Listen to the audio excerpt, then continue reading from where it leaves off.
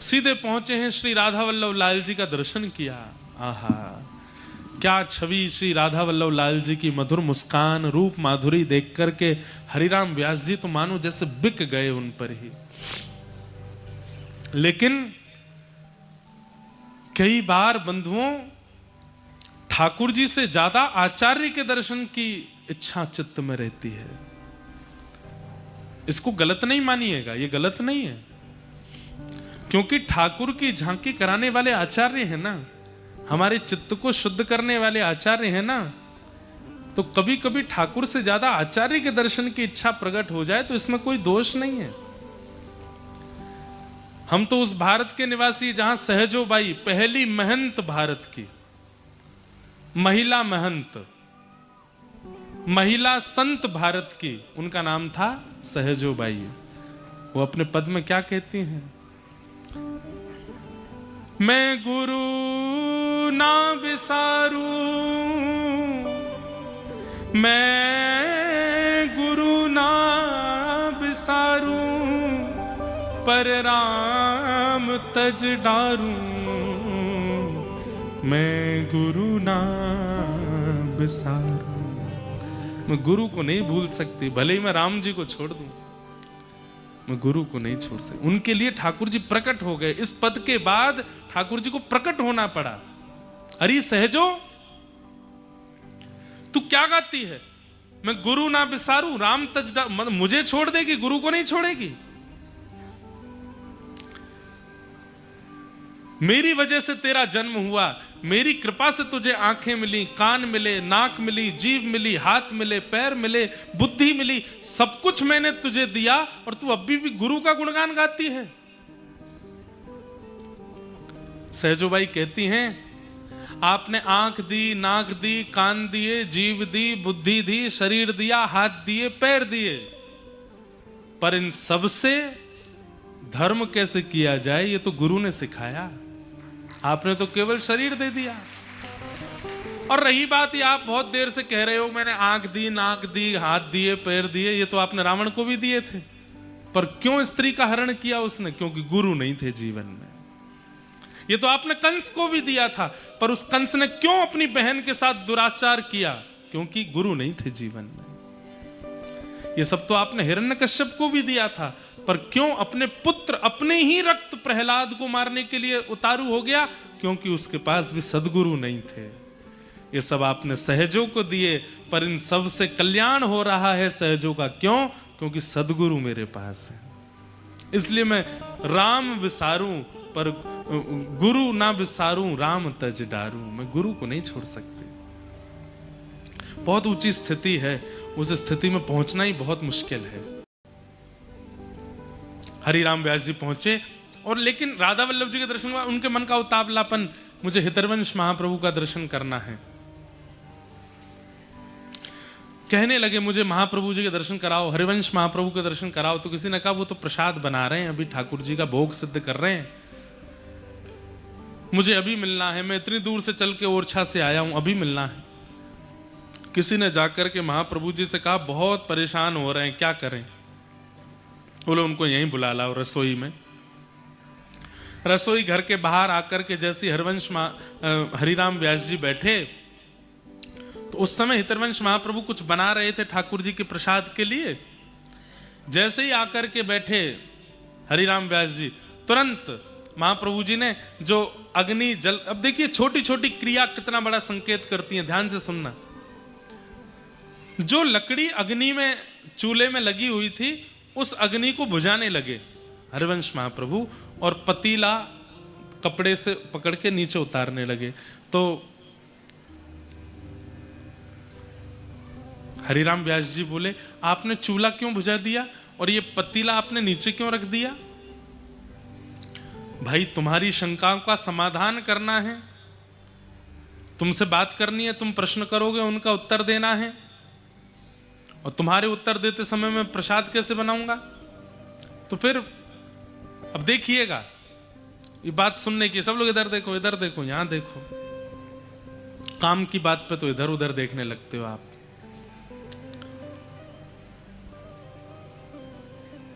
हरिराम व्यास जी बोले, आपने पतीला क्यों उतार दिया? तो बोले, आपके प्रश्नों का उत्तर देना है, इसलिए एक समय पर दो काम कैसे हो? बोले, तो मेरे प्रश्नों का उत्तर देना मुख का काम है और भोग बनाना हाथ का काम है। आप हाथ से भोग बनाते रहिए और मेरे प्रश्नों का उत्तर देते रहिए। हरिवंश महाप्रभु बोले, यदि ये बात संसार में लागू करोगे तो ठीक है, पर ठाकुर जी के प्रसाद सिद्ध करते समय एक समय पर दो काम नहीं हो सकते, क्योंकि तुम्हारे लिए प्रसाद बनाना हाथ का कर्म है, तुम्हारे लिए उत्तर देना मुख का कर्म है, पर मेरे लिए उत्तर देना और प्रसाद बनाना दोनों मन का कर्म है, और मन एक ही जगह लगता है, दो जगह नहीं। मैं हाथ से प्रसाद नहीं बनाता, मैं मन से प्रसाद बनाता। मैं तुम्हारा उत्तर मुख से नहीं दूंगा, मन से दूंगा, तभी समाधान होगा। और मैं मन से प्रसाद बनाऊंगा तभी प्रसाद बनेगा, नहीं तो खाना बनेगा। और मन एक साथ दो काम नहीं करेगा, और करेगा तो गिरेगा। हरिराम व्यास जी बोले, मेरे सारे प्रश्नों के उत्तर मिल गए, मुझे समाधान मिल गया, अब मुझे इससे आगे कुछ पूछना ही नहीं। एक ही बात ने सब दे दिया। बंधुओं, कई लोगों के प्रश्न ही खत्म नहीं होते। ये तो फिर अच्छा, एक बात और बता दीजिए, एक बात और बता दीजिए, एक बात और बता दीजिए। इसका मतलब जानते हैं आपने प्रथम समाधान को गुरु वाक्य और सब कुछ माना ही नहीं, इसीलिए दूसरा प्रश्न प्रकट हो गया। अगर आप गुरु के द्वारा प्रदत्त किए गए प्रथम वाक्य को ही समाधान मान लेंगे, उस वाक्य पर ही पूरा जीवन निकल जाएगा। समझ में आ रही है बात? आपने एक प्रश्न किया और एक प्रश्न का उत्तर जैसे ही गुरुदेव ने दिया, अगर उस वाणी के प्रति आपका अटूट विश्वास है, अटूट श्रद्धा है, अटूट समर्पण है, तो एक उत्तर ही आपके सारे प्रश्नों का उत्तर हो जाएगा। लेकिन आपने सामान्य उसको केवल एक वाक्य मान लिया कि हाँ गुरुजी उत्तर दे रहे हैं मेरे प्रश्नों का, तो आपके प्रश्न कभी खत्म नहीं होंगे। लेकिन गुरु वाणी को यदि आपने सर्वस्व मान लिया तो एक वाक्य ही बहुत है।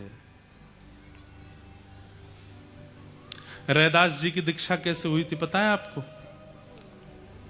रैदास जी को बड़ी चिंता थी मन में कि मैं श्री रामानंदाचार्य जी से दीक्षा लेना चाहता हूं, पर मैं कैसे लूं, कैसे जाऊं? क्योंकि रामानंदाचार्य जी तो पहले व्यक्ति को देखते थे, परखते थे, परीक्षा लेते थे, तब वो परीक्षा में पास होता तो दीक्षा देते थे। रैदास जी बोले, मैं तो किसी चीज में निपुण हो ही नहीं, मुझे तो दीक्षा मिलेगी नहीं, और मुझे दीक्षा इन्हीं से चाहिए, और ये बिना परीक्षा लिए दीक्षा देते नहीं, परीक्षा देने की सामर्थ्य मेरी है नहीं, और बिना दीक्षा लिए मेरे प्राण निकल जाएं तो मेरे जीवन का तो सर्वनाश हो जाएगा, तो क्या करूं? तो किसी ने उनको युक्ति बताई, बोले काम है। बोले क्या? दीक्षा में दो काम होते हैं। बोले क्या? पहला काम, गुरु के चरण का स्पर्श हमारे श्री अंग से हो जाए, हाथ से हो जाए, सिर से हो जाए, कमर से हो जाए, और दूसरा गुरु के मुख से निकला हुआ नाम हमारे कान में पड़ जाए, दीक्षा हो जाती है, और तीसरा गुरु की दृष्टि पड़ जाए। बोले इसके लिए क्या करूं? बोले सुबह सुबह 3:30 बजे श्री रामानंदाचार्य जी गंगा स्नान करने के लिए सिड्डी उतर के जाते हैं। उस समय लाइट तो होती नहीं थी, दिया लेकर के लोग चलते थे। बोले तुम क्या करो? बोले तुम सिड्डी में जाके लेट जाओ, जिस सिड्डी से रामानंदाचार्य जी नीचे उतर करके जाएंगे वहीं जाके लेट जाओ। रैदास जी ने यही किया।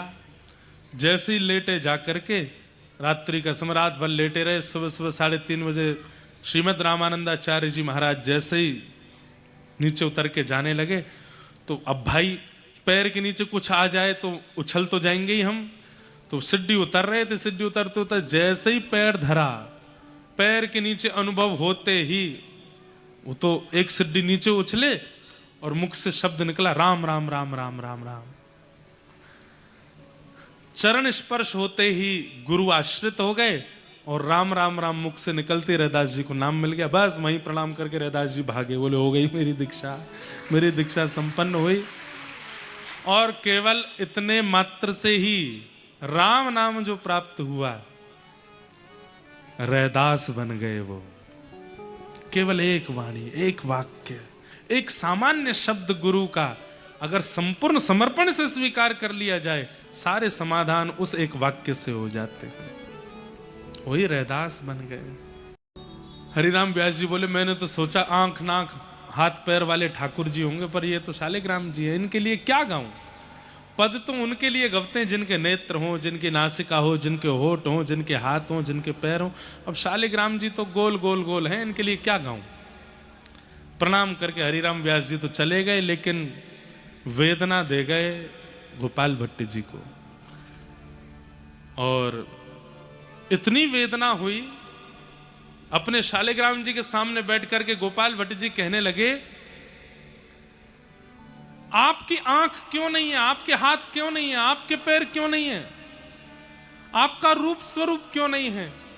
जब आप नृसिंह बनकर के खंबे से प्रकट हो सकते हो प्रहलाद के लिए, मेरे लिए शालिग्राम से प्रकट नहीं हो सकते?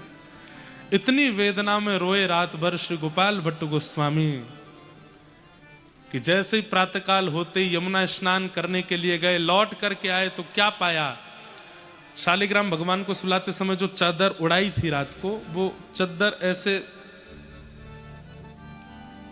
जैसे अभी सीधी चादर डली हो, खड़ी हो जाए तो ऐसे चादर डली है। बोले कि अरे, उनको लगा कोई सांप तो नहीं है भीतर, ये चादर ऐसे उठ कैसे गई? तो कोई डंडी से ऐसे उठा करके जैसे ही चदरिया हटाई महाराज, शालिग्राम जी से श्री राधा रमण लाल प्रकट हो गए हैं। बोलो राधा रमण लाल की जय। हितरवंश महाप्रभु का एक संवाद हुआ है हरिराम व्यास जी से, और उस एक संवाद में अपने जीवन के सारे प्रश्नों का उत्तर मिल गया हरिराम व्यास जी को। और सबसे पहले हरिराम व्यास जी अपनी सारी पोथियों को लेकर के गए यमुना जी में प्रवाहित करने के लिए। 5 बैलगाड़ी भर के पोथियां चलती थी उनके साथ में, और उन 5 बैलगाड़ियों पर विजय पत्र भी लटके रहते थे। दक्षिण में इस विद्वान से जीते, काशी में उस विद्वान से जीते, कश्मीर में उस विद्वान से जीते, उनका विजय पत्र भी रहता था। सबको जमुना जी में प्रवाहित कर दिया। किसी ने आके कहा, आप जमुना जी में क्यों डाल रहे हैं, किसी को दे दो, कोई पढ़ लेगा, उसके काम आ जाएगा। बोले मेरे काम नहीं आई तो किसी और के काम कैसे आएंगे, सब जमुना जी में ही रहने दो। और बस उसी दिन से श्री हरिराम व्यास वृंदावन के हो गए, और वृंदावन को ही उन्होंने अपना सर्वस्व मान लिया। श्री वृंदावन के रूख हमारे, मात पिता गुरु बंधु। देखिए हरिराम व्यास जी वृंदावन में कैसे रहते हैं।